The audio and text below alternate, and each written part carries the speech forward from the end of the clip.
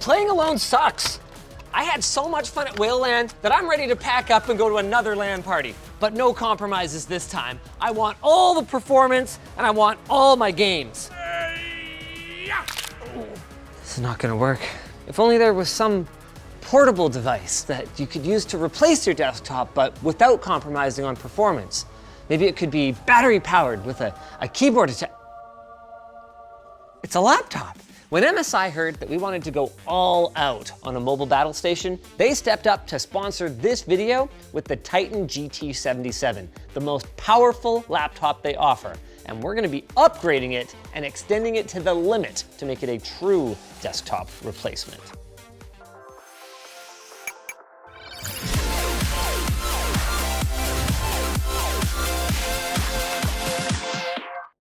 Let's start with what it comes with.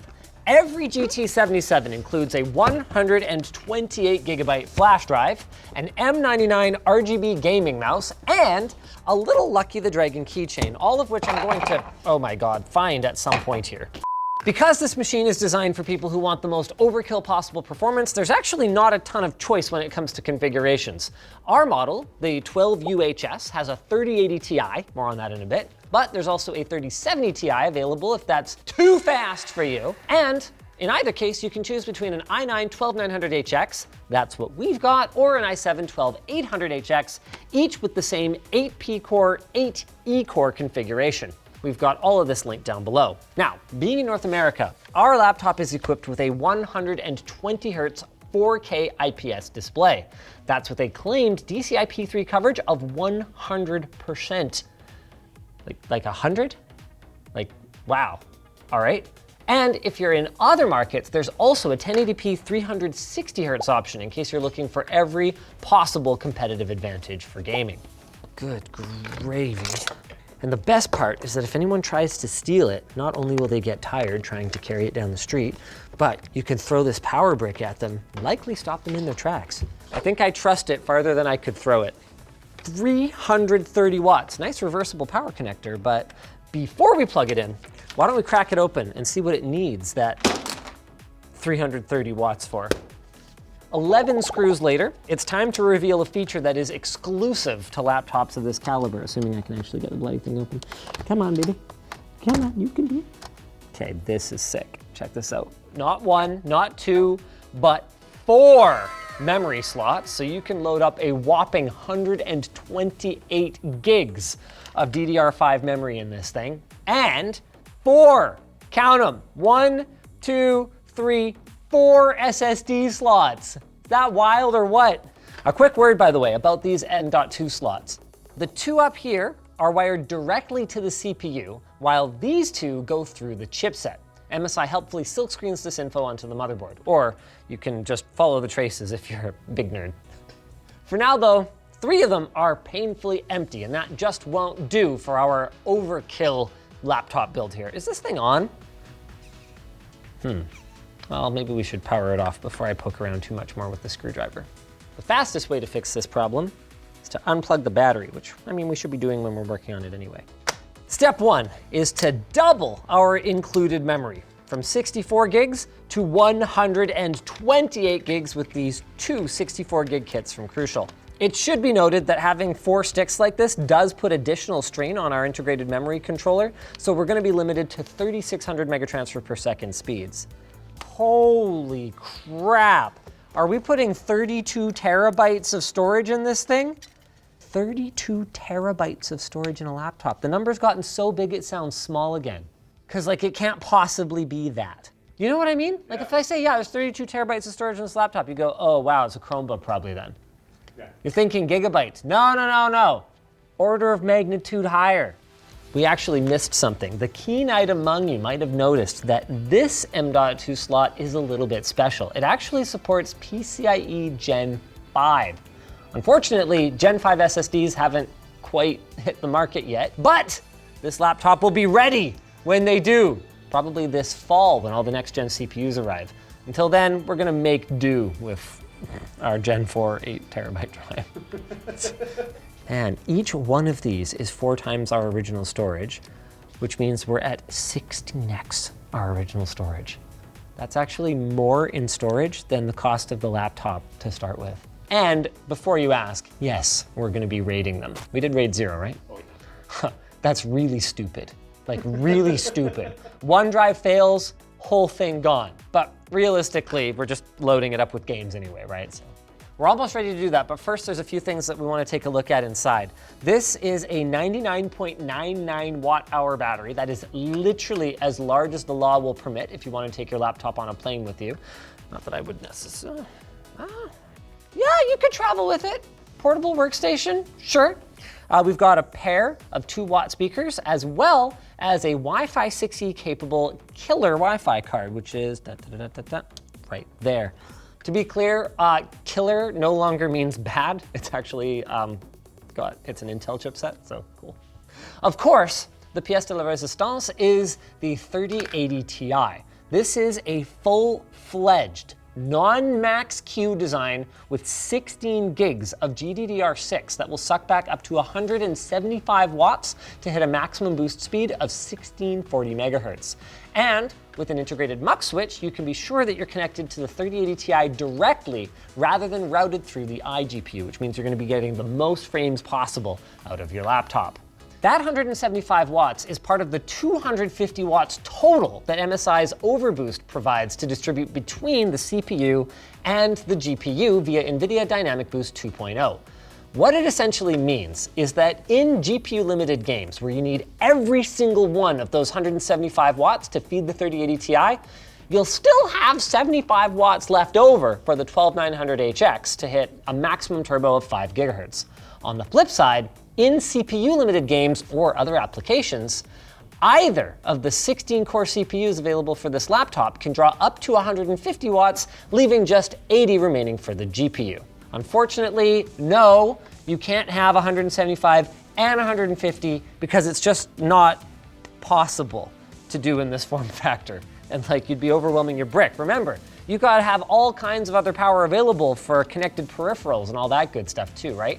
Now, keeping this mess cool are 4 fans. That's right, 1, 2, 3, 4 fans in a laptop, which are all fed through the ventilation holes in the bottom panel. There are also a total of 6 exhaust vents, although in fairness, this back one kind of counts as one gigantic exhaust. More impressive than the number of fans, though, is the number of heat pipes. Let's count them, shall we? 1. This one goes from GPU to just this heatsink. 2. This one goes almost in a complete square and is also dedicated to the GPU, feeding both this radiator and this one with heat. Now, because we can share our power, that means we also need to share our cooling. So this one runs over to this and this heatsink in case our GPU is getting extra power and needs extra cooling. There's a little heat pipe right here that seems to be just for memory? It looks like memory. Then number 5, this one goes from our CPU all the way over to these radiators right here, 1, 2, 6. This one is almost a full circle again and goes 1, 2, covers 3 radiators and goes over the CPU, 7. These 2 rads and the CPU. Took a little while to power on thanks to our bizarro RAID 0 boot configuration. Like over a minute. Okay, this is an interesting strategy. To accommodate the powerful internal components, MSI has a bit of a caboose on the back of the machine, and I guess rather than try and stealthify it, they're like, business in the front, party in the back. Let's go full RGB. RGB butt. Wear it loud and proud, right? Just own it. Just own it. Yeah, I'm a big laptop. Yeah. Anyone else noticing a problem right now? I'm sure it's gonna ramp up, to be very clear. But, yeah, there it goes. At idle, it is damn near silent. Okay, this is hilarious. We have a grand total of 372 Steam games installed on this machine. And the best part, we're not even close to filling it up.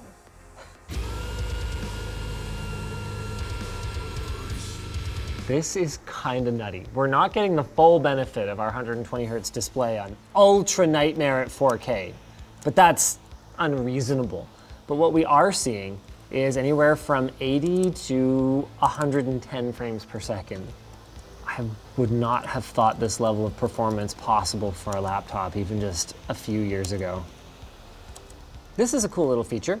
If the FPS indicator isn't enough for you to know, you can check if the integrated GPU or the dedicated GPU is running simply by looking at the color of the little LED on the power button.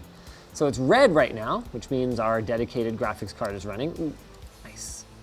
But actually, tabbing out of the game won't be enough to change that. If I exit the game, boop. Does it take a little while to decide to switch over to the iGPU?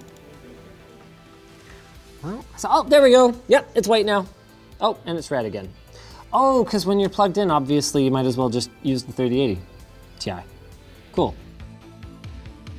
For a game at the other end of the spectrum, I fired up CSGO, and the idea here is that I want to see what kind of power our CPU is drawing now compared to our GPU. So we're running at somewhere in the neighborhood of 250, 300 frames per second. Boop, boop, boop, boop, boop, boop, boop. And yeah, our GPU is only in the neighborhood of 120, 130 watts, and our CPU actually is only sitting at about 60, 65. Again, it's surprisingly quiet in game, but we're barely stressing the cooling system. To be clear, I can hear it just fine, but compared to the way that some gaming laptops, especially like the high-powered, reasonably thin ones, will just sound like they're gonna take off from the table, it's downright reasonable. You know, for little tiny speakers, honestly, not bad. That makes one. Blah, blah, blah, blah, blah, blah. 97 damage, gosh darn it. This is the end. Yes, I wish to exit. Something we haven't talked about yet is the I/O on this thing puts some desktops to shame. Each of these USB Type A's runs at 20 gigabit per second. We've got 1, 2, 3 of those, a UHS 1 SD card slot, headset jack, and then back around to the other side, that is not 1, but 2 Thunderbolt 4 ports, as well as a mini display port and an HDMI out. Oh yeah, 2.5 gig LAN too. And more cool stuff, MSI has gone with a low-profile Cherry MX keyboard powered by SteelSeries, so you can use SteelSeries software in order to configure everything from per-key macros to per-key RGB lighting. We also have a large glass touchpad, fingerprint sensor, and 720p IR webcam. And the infrared is really important because that means you can use Windows Hello and you never have to type a password or a PIN again. Though, if you do prefer a PIN, it's actually got a number pad for you gaming accountants out there. At 23 millimeters thick and 1.8 pounds lighter, the GT77 looks like an obvious win compared to the GT76 that it replaces. You guys can check it out at the link in the video description. Man, you can pack a lot of performance in a gaming laptop these days, assuming that it's got a large butt. I mean, if you look at it, it's all basically cooling, right? Like they've taken the normal laptop form factor here, 16 by 9, and they've gone, yep, all cooling. Well, that would have been extra thickness, but it's actually probably quite a bit more efficient to do it this way, which would explain why it's so quiet.